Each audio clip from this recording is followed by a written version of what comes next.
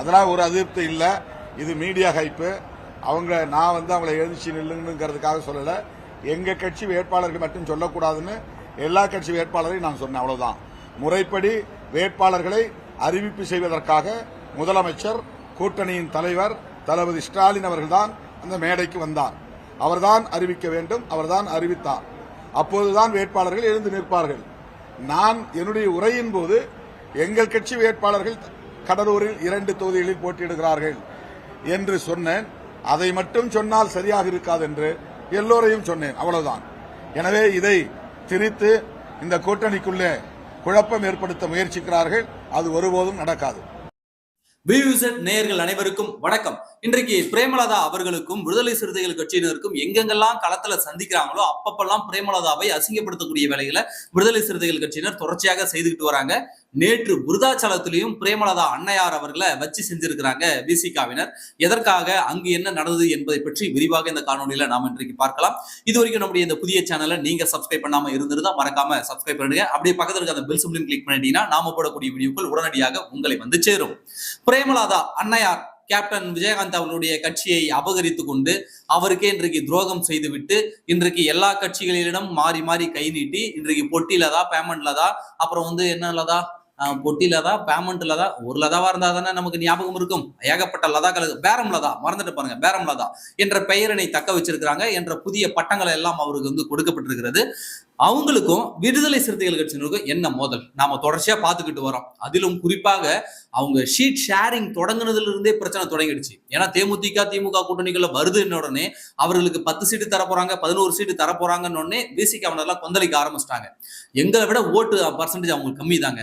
வட தமிழகம் முழுக்க நாங்க பரவி இருக்கிறோம். கிட்டத்தட்ட 3-4% வாக்குகளை திமுகவுக்கு திசை மாற்றி விட்டு இருக்கிறோம். எங்களுடைய வாக்கு வங்கியால் தான் திமுகவே ஆட்சியில இருக்குது. ஆனா நேத்து வந்த பிரேமலதா அவர்களுக்கு 10 சீட்டு தூக்கி கொடுக்குறீங்க, எங்களுக்கு 2 சீட்டு கூட சேர்த்து கொடுக்கறதுக்கே நீங்க அப்படியே மேலையும் கீழையும் பாக்குறீங்கன்னாக்க நாங்க எதுக்கு உங்க கூட கூட்டணியில இருக்கணும்ன்ற அளவுக்கு விசிகா கட்சியை சார்ந்த தொண்டர்கள்லாம் அப்படியே கொந்தளிச்சு பேசியிருந்தாங்க. அது உண்மையும் கூட தான். தேமுதிகவுடன் விசிகாவை ஒப்பிடும்போது விசிகாவுக்கு கூடுதல் இடங்களை தாராளமாக கொடுக்கலாம். ஆனால் தேமுதிகவுக்கு எதுக்காக இடங்கள் கொடுத்தாங்கன்னு நம்ம பலமுறை சொல்லியிருக்கோம். ஒண்ணு, திமுக அமைச்சர் வீட்டுல பொண்ணு எடுக்க போறாங்க. அது மட்டும் இல்லாமல் அவர்கள் பேசும் தாய்மொழிக்கு சேர்ந்த ஒரே சமூகத்தை சார்ந்தவர்கள் என்ற ஒரு காரணமும் உண்டு. அவர்களுக்காக பேரம் பேசிய ஏவா வேலுவும் அந்த மொழியை சார்ந்தவர், அந்த சமூகத்தை சார்ந்தவர் என்பதனால பேரம் பேசி அவங்களுக்கு 10 சீட்டு வாங்கி கொடுத்துருக்காங்க. அப்போல இருந்தே புகைச்சல் ஆரம்பிச்சிருச்சு. விசிகாவுக்கும் தேமுதிகவுக்கும் புகைச்சல் அப்போ இருந்தே ஆரம்பிச்சிருச்சு. அவங்க எளியும் புனையமாக தான் இருந்தாங்க. அப்போ நீங்க எங்களை காட்டி எங்களை காரணம் காட்டி நீங்க சீட்டு கேட்கறீங்களேன்னு பிரேமலதா அவர்கள் அன்றைக்கே விசிகாவின் மேல கடும் கோபத்துல இருந்தாங்க. அந்த கோபத்தினுடைய உச்சகட்ட வெளிப்பாடா எப்ப வெளியானது அப்படின்னு பாத்தீங்கன்னாக்க, கடலூர் மாவட்டத்தினுடைய எம்எல்ஏ கேண்டிடேட் எல்லாரையுமே அறிமுகப்படுத்துற கூட்டத்தை திமுக சார்பில் ஏற்பாடு பண்ணியிருந்தாங்க. அப்ப திருமாவளவன் அவர்கள் அந்த கடலூர் மாவட்டத்தினுடைய அனைத்து கேண்டிடேட்டையுமே இன்ட்ரோடியூஸ் பண்ணும்போது எல்லாருமே எழுந்திருச்சு நின்று வணக்கம் வைப்பாங்க. இது எல்லாமே நாம இத்தனை ஆண்டு காலம் நாம பார்த்துட்டு வந்ததுதான். எம்எல்ஏ கேண்டிடேட் வயதுல பெரியவரோ சின்னவரோ, அவருக்காக பிரச்சாரம் பண்ண போறவங்க வயசுல பெரியவங்களோ சின்னவங்களோ, ஆனா வேட்பாளருடைய பெயரை சொன்னாலே அந்த வேட்பாளர் கையெடுத்து இப்படி கும்பிடுவாங்க. உதாரணத்துக்கு திருப்பரங்குன்றம் தொகுதியில காளியம்மாள் அக்கா ஒரு 3 நாளைக்கு முன்னாடி பிரச்சாரம் பண்ண வந்தாங்க.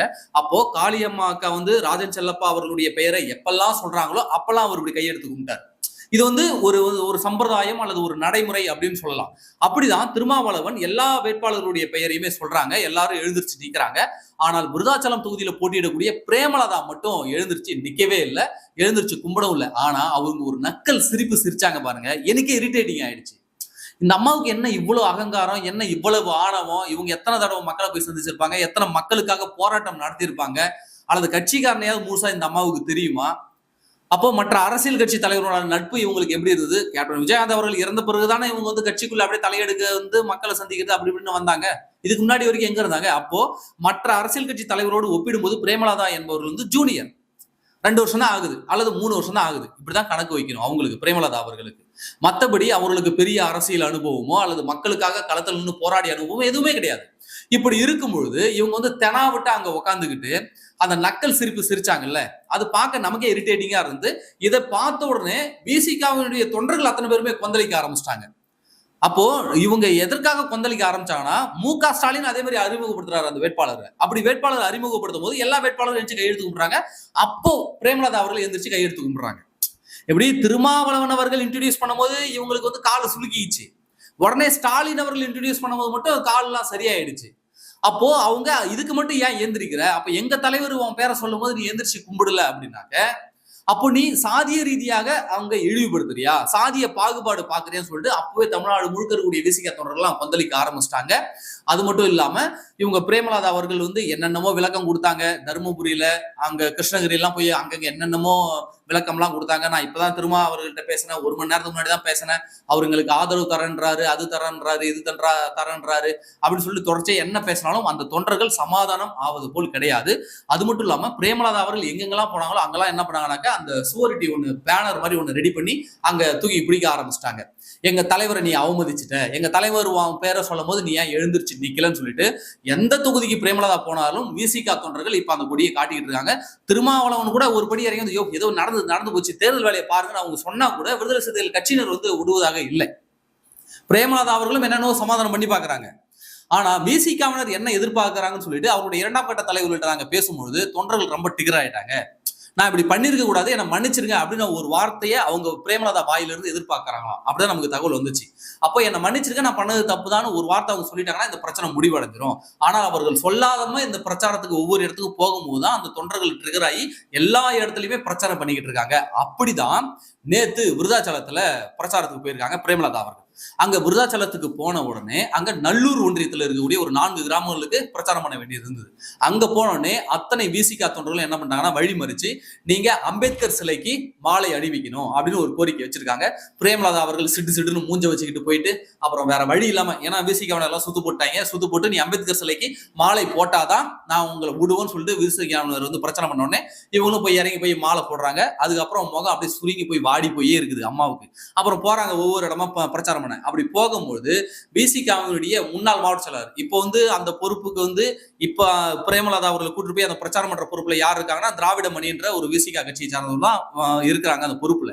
அப்போ முன்னாள் மாவட்ட செயலாளர் இருப்பார்ல அந்த விசிகாவை சார்ந்தவர், அவர் என்ன பண்றாருனாக்க இவங்க ஒரு பக்கம் ஒரு 50 பேர் வச்சுக்கிட்டு ஒரு 50 நிர்வாகிகளை வச்சுக்கிட்டு பிரச்சனை பண்றாங்க. அந்த இடத்துல கத்துறாங்க, நீங்க எங்க திருமாவளவனை அவமதிச்சிட்டீங்க, சாதிய ரீதியாக இழிவுபடுத்திட்டீங்க, நீங்க ஏன் அப்படி பண்ணீங்க, அவரு அவங்க பேரை சொல்லும் போது நீங்க ஏன் எந்திரிச்சிட்டீங்கன்னு வாக்குவாதமானோடனே அங்க பெரிய அப்படியே கலவரமே உண்டாகிற சூழல் ஆகிப்பிடுச்சு.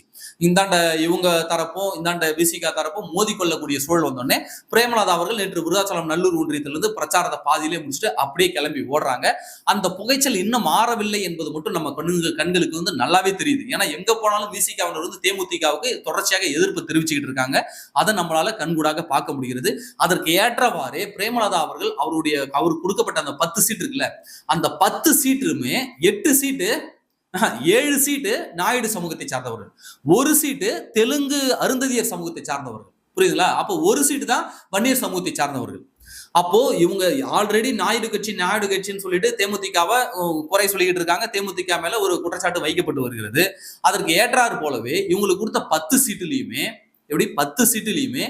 7 சீட்டு நாயுடு சமூகத்தை சார்ந்தவர்களுக்கு, 1 சீட்டு நாடார் சமூகத்தை சார்ந்தவர்களுக்கு, 1 சீட்டு வன்னியர் சமூகத்தை சார்ந்தவர்களுக்கு, 1 சீட்டு தெலுங்கு மொழியை பேசக்கூடிய அருந்ததி சமூகத்துக்கு. அப்போ 8 சீட்டு தெலுங்கு மொழியை பேசக்கூடியவர்களுக்கு, 1 சீட்டு தான் நாடார் சமூகம், 1 சீட்டு தான் வன்னியர் சமூகம்னு அதுக்கும் இன்னும் ட்ரிகர் ஆயிட்டாங்க. அப்போ தேமுதிக என்ற கட்சி வந்து அப்போ ஒரு சாதி கட்சியா? கேப்டன் விஜயகாந்த் அவர்கள் ஒரு சாதிக்கான கட்சியா தான் இதை ஆரம்பிச்சாரா, ஒரு மதத்துக்கான கட்சியா தான் ஆரம்பிச்சாரான்னு சொல்லிட்டு அதனுடைய புகைச்சலும் கிரவுண்ட் லெவல்ல பத்தி எரிஞ்சுக்கிட்டு இருக்கு. இப்போ பிரேமலதா அவர்கள் பண்ணிய மிகப்பெரிய தவறு என்ன அப்படின்னாக்க விசிகாவினரை பகைத்து கொண்டிருக்க கூடாதுன்னு தான் நான் சொல்லுவேன். ஏன் தெரியுங்களா? ஏன்னா ஆல்ரெடி அவங்க யாருடைய வாக்கு வங்கியை நம்பி இருக்காங்கன்னா, நிக்கிறதெல்லாம் நாயுடு கேண்டிடேட், ஆனா இவங்க யாருடைய வாக்கு வங்கியை நம்பி நிக்கிறாங்க அப்படின்னாக்க வன்னியர் சமூக மக்களுடைய வாக்கு வங்கியை நம்பிதான் நிக்கிறாங்க.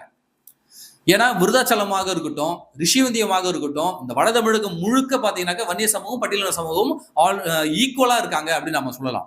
அப்போ இந்த தேமுதிக இவங்க நாயுடுகளுக்கு ஃபுல்லா சீட்டு கொடுத்திருந்தாலும் கூட, ஆனால் இங்க வந்து வன்னியர் சமூக வாக்கை நம்பிதான் தேமுதிக களத்துல நிக்கிறது என்றது வந்து ஒரு மறுக்க முடியாத உண்மையும் கூட. அப்படி அவங்க நிற்கும் பொழுது வன்னியர் சமூகம் இயல்பாகவே அன்புமணி அவர்கள் அதிமுக பக்கம் போனதால வன்னியர் சமூகத்தினுடைய வாக்குகள் முழுமையாக அப்படியே அதிமுக கூட்டணிக்கு போகுது. அப்போ பட்டியலின சமூக மக்கள் திமுக பக்கம் நிக்கிறாங்க. அப்போ இந்த பட்டியலின சமூக மக்கள் மத்தியிலயும் நீங்க பிரச்சனையை ஏற்படுத்திட்டீங்கன்னா, ஆல்ரெடி வன்னியர் சமூகமும் அந்த பக்கம் போயிடுச்சு, பட்டியல் சமூக மக்கள்கிட்ட நீங்க பிரச்சனை ஏற்படுத்திட்டீங்கன்னா நீங்க எப்படி வெற்றி பெறுவீங்க? இப்ப தேமுதிக வாங்கிய 10 தொகுதிகள்ல பெரும்பான்மையான தொகுதிகள் வட தமிழகத்தை சார்ந்த தொகுதிகளாக இருக்கிறது. அப்படி இருக்கும்போது இந்த 2 சமூகம் தான் இங்க பெரும்பான்மைன்னு இருக்கும்போது இந்த 2 சமூகத்தையுமே நீங்க பகச்சிக்கும் போது எப்படி நீங்க வெல்ல முடியும்? இது மிகப்பெரிய பிரச்சனை இல்லைல்ல. அப்போ இந்த கிரவுண்ட் லெவல் பிரச்சனையை பிரேமலதா அவர்கள் இப்பயே புரிஞ்சுக்கிட்டு ஒருவேளை மன்னிப்பு அவர்கள்ட்ட கேட்டாங்கன்னாக்க பிரச்சாரம் சுமூகமாக போவதற்கு வாய்ப்பு இருக்கு. இல்லைன்னா இனி வரக்கூடிய தொகுதிகளிலும் அவங்க எங்க பிரச்சாரம் போனாலும் எதிர்ப்பு தெரிவிக்கிறதுக்கு தயாரா இருக்காங்களா விசிகா தொண்டர்கள். நாம அவர்களுடைய 2ஆம் கட்ட தலைவர்கள்லாம் பேசும்போது இதுதான் சொன்னாங்க. அவங்க என்ன சொன்னாங்கன்னாக்க அவங்க கிட்ட மன்னிப்பு எதிர்பார்க்கறாங்க. அப்படி அவங்க மன்னிப்பு கேட்கலனாக்க இவங்க ஓட்டு போட மாட்டாங்க. அதுல நாங்க உறுதியா இருக்கோம். தலைவர் என்னதான் பிரச்சாரம் பண்ணாலும், அவங்க என்னதான் அவர்கள் கூட உறவில் இருந்தாலும், என்னதான் அவர்கள் நெருங்கி உறவாடி நண்பர்களாக இருந்தாலும் கூட இது எங்களுக்கு மிகப்பெரிய அவமானம். கிரவுண்ட் லெவல்ல சீட்டுலயும் எங்களுக்கு உரிய சீட்டு கொடுக்கல. அப்ப கூட்டணி கட்சியிலும் இப்படி சாதி பாகுபாடோடு எங்களை நடத்தும் பொழுது நாங்க எதுக்கு ஓட்டு போடணுன்ற மனநிலையில அந்த தொண்டர்கள் இருக்கிறாங்களாம். அதனால ஓட்டு தேமுதிகவுக்கு டிரான்ஸ்பர் ஆகுதுல மிகப்பெரிய பிரச்சனையை அந்த கிரவுண்ட் லெவல்ல தேமுதிக இப்போ சந்திச்சுக்கிட்டு இருக்கு. இன்றைக்கு விசிகவினர் போற பக்கம்லாம் கொடியை காட்டி பிரச்சனை பண்ணிக்கிட்டு இருக்காங்க பிரேமலதா அவர்கள் கூட. அப்போ நிலைமை இப்படியே போனதுனாக்க வாங்கின 10 சீட்டும் நக்கிக்கிட்டு போயிடும் என்பதுல எந்த விதமான மாற்று கருத்தும் கிடையாது. எனவே நிலைமையை உணர்ந்து கொண்டு பிரேமலதா விஜயகாந்த் அவர்கள் இதை சரி செய்ய முற்படணும். அப்படி சரி செய்ய முற்படவில்லை என்றால் இவர்களுக்குள்ள பிரச்சனை ஏற்பட்டு தோற்பதற்கான வாய்ப்புகள் நிறைய இருக்கிறது. இவங்க தோத்தா நமக்கு சந்தோஷம் தானே, அடிச்சுக்கிட்டு போங்கப்பா. ஆனா உண்மை நிலை இதுதாங்க, நடந்தது இதுதான். பிரேமலதா அவர்களும் என்ன அவனுங்களும் அவ்வளவு திமிரு அப்படின்ற ரீதியில் அவர்களும் நடந்து கொள்வதாகவும் தகவல்கள் வருகிறது. பார்ப்போம் சிறுத்தை குட்டிகளுக்கும் பேமெண்ட்லதாகவும் நடக்கக்கூடிய இந்த போரானது முற்றுமா அல்லது சமாதானப்படுத்தி வைக்கப்படுமா? இவர்கள் வாங்கிய 10 தொகுதியிலும் இவர்கள் வெற்றி பெறுவார்களா அல்லது 10 தொகுதியும் நக்கிக்கிட்டு போகுமான்னு 2024 தேர்தல் முடிஞ்சோடனே நமக்கு தெரிய வந்துடும். நன்றி.